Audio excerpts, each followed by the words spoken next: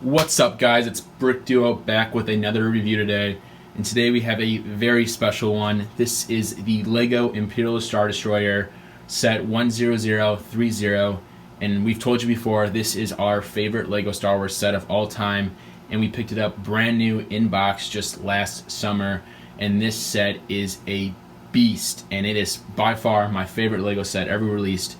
The detail is amazing. We'll get into that later. But just the sheer size of this thing is unreal. Even the box has got to be like solid 10 inches thick too. It's a big one. It has an awesome UCS display stand to show you that's a UCS set. And like I said, the detail is just amazing, especially on the underside and even the back. They just went above and beyond on this set. B-Brooks, any thoughts? Yeah, I mean, this set is just a monstrosity. Honestly, the biggest Lego set, I think, until probably the 2007 UCS Millennium Falcon. I would say for sheer size, this is probably still one of the biggest UCS sets to date. And for that reason, that's why it's our favorite. You know, this is the set you would see walking into the Lego stores in Legolands.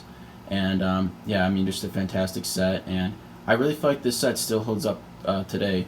You know, I think they did re-release a new one, and that one is definitely more refined. But I think there's still something about this one, the open studs, just the greebling used on this one. I mean, it's just a crazy set. The building techniques used as well. Wow, I mean, it's just this one is part of the UCS history, I would say, and for that reason, I mean, this set had a hefty price in the aftermarket. It's gone down a little bit with the new set release, but still, I think this is a set that collectors, Star Wars and Lego, want just because of its intricate detail and the sheer size of it. So, yeah, definitely, I'm happiest about this set in our collection right now. Yep, let's get into some of the details on this set. Alright guys, to start off, we have to start with the main control part of this set. And like I said before, the detail is just incredible. Studs showing out, I know some people aren't a fan of that, but I personally don't mind it, and I actually kind of like it. But just the greebling on the front of it is just amazing. Little golf ball pieces on the top. Any of you guys know on Bricklink, those are very expensive. Like I said, they didn't skip any panels. Even on the bottom, you got all those panels. B-Brooks, you would go ahead and talk about the back a little bit too. Yeah, I mean, the back, you sort of have the engines on the bottom half area, but then in the top control area, you still have a ton of greebling. This thing did not shy away from too much greebling. Even with the few pieces they had during this era of Lego Star Wars UCS sets, they just went all out with the greebling. And you could tell just with the bags, there's just honestly, there's no numbered bags, so you just have full bags full of sort of just random greebling pieces, and they just use that throughout. The backside a little bit bare, I think, with the engines. That's something I think they really improved on with the new one. But you know, I just love that classic look, using those wheels as the engines, and yeah, I think it just looks fantastic. I really like how they added that extra panel to have the studs showing out. Mm-hmm. I mean, Lego sets now all the time just have the back of the stud showing like that, but they went above and beyond, added that extra panel. Super awesome. Now let's talk about probably my favorite part of the set, and that is the greebling on the side of this. Yeah. Now, as you can see, this just goes all along the entire ship, and it might be a little bit hard to make out in some places because the panels cover it, but when you're building this, you know that you just put a ton of work in doing a lot of repetitive greebling, and it just looks awesome when it's done. You have a little turret right here. Yeah. Probably one of the weirdest connections in actually Lego. an illegal building technique there. Kind of interesting to put in a Lego set. It's just sort of held together by those two plates. Mm-hmm. And then, yeah, again, with the greebling, I think it's actually something they might have done even better with this set, just given that the limited pieces they had and the ability for the creators to create the shape of the Star Destroyer this early in Lego's lifespan in 2003. I mean, it's just incredible. It's honestly a piece of art. I mean, you could say that about any Lego Star Wars set, but this one in particular, just for the time. I mean, this one held up, I would say, in its looks. I mean, the new one comes out, and it's like, okay, you know, there's definitely some flaws with this one, but man, it just still looks great today. Great display piece. Yeah, I'd say one of the flaws is it's just some of the gaps like down the middle of the seam right here, but even the new one has some of those gaps too. They definitely did a better job covering up, but it's just something that comes with the shape of the ship. Let's talk a little bit about the greebling right here. This just looks awesome. This part I think they did better on the old one than the new one for sure. Yeah. It's crazy. I mean, think about how much weight is on top of there. Yeah. And just being able to distribute that with just two little pegs with the stand. We'll get into the connection of the top in a little bit. I'll go ahead and show you guys how that connects and sort of how this set is built, because it's a very unique build. And Pretty difficult build experience too with the magnets to connect these on. Yeah, So might as well talk about that now, I think. go ahead and talk about that a little bit. Yeah, so each of these, there's 4 panels basically, and very similar builds. You have the 2 on top and the 2 on bottom, and essentially they connect to this main skeleton frame with magnets.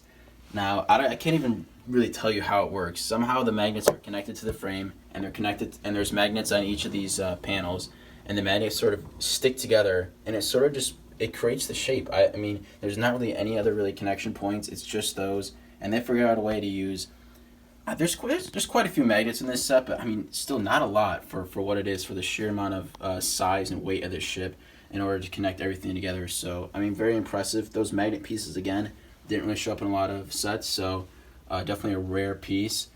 And then, yeah, you know, I think just as well, you think about the skeleton frame of this set, you know, there's just a lot of Technic pieces nowadays, and you can see with the new one, used a lot of Technic plates, different Technic pieces.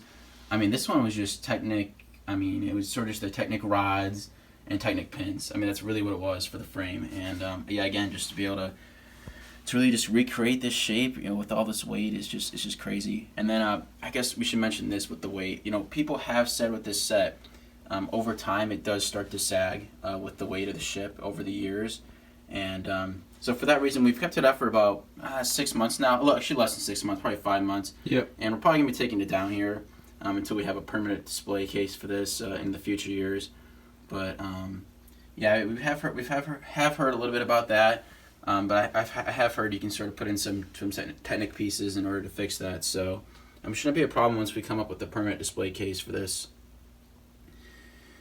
And I think that almost wraps it up. Let's here. talk about the little Tantifora here. Yeah, we got. I mean, yeah, they threw that in. It's actually quite a few pieces. I mean, it's probably 100 pieces, a little bit bigger than I kind of expected, at least just based on the box art. Pretty cool just for the size, and you can kind of recreate the scene of the opening scene of Star Wars: A New Hope.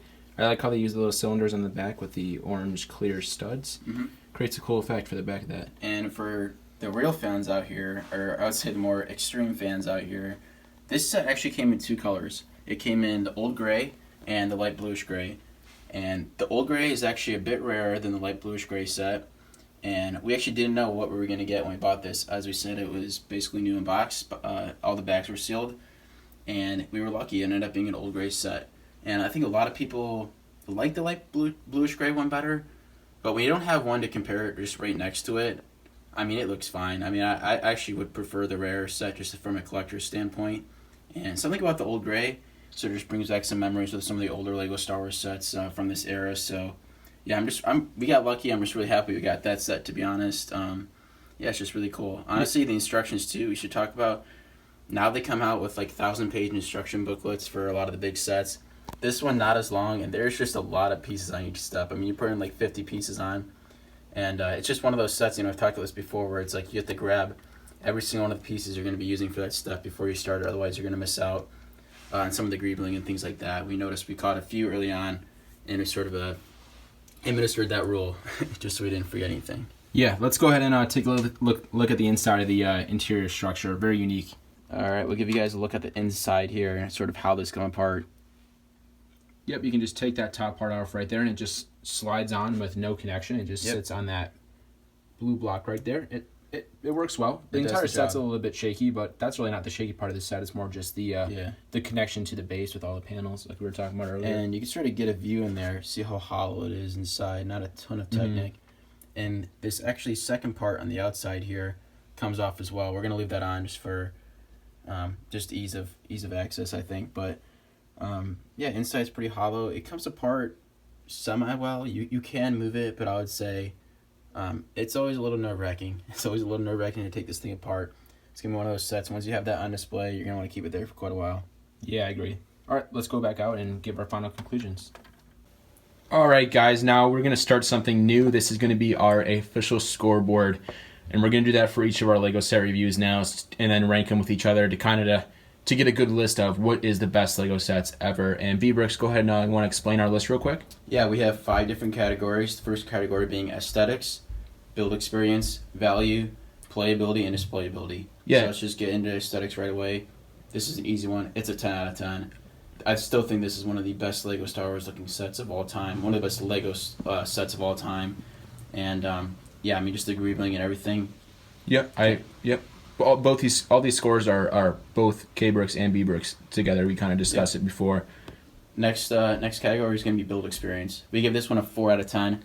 A lot of repetitive building in this, a lot of greebling. Some of that is a little bit fun just to see the shape coming together in the beginning, but honestly, this is quite a daunting set to build. Yeah, I will say this is a rewarding set to build. Like when you finish, it is very satisfying to see all the pieces go together.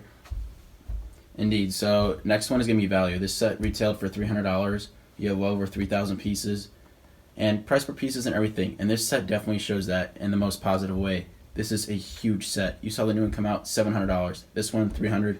Obviously, it came out quite a while ago, but I still think back in the day, I mean, this was quite the value for the set. It was expensive, but can't complain about that. Couldn't agree more. And this set even went on sale for some crazy deals, but that's not really taken into account. We're just going with retail price. And so next category, we have playability and displayability. These two categories have to equal 10. So the max score for our entire rating system is 40. Playability, 0. There's 0 playability for this set.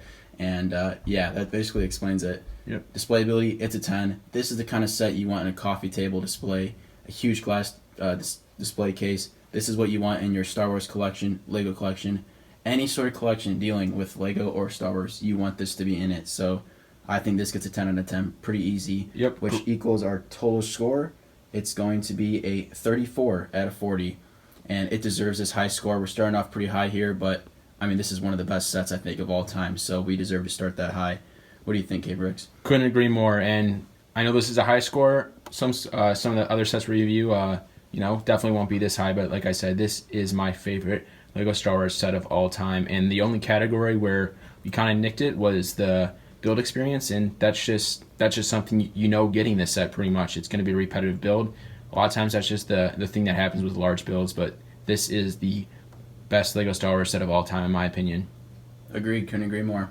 B Brooks, K Brooks signing out. See you guys.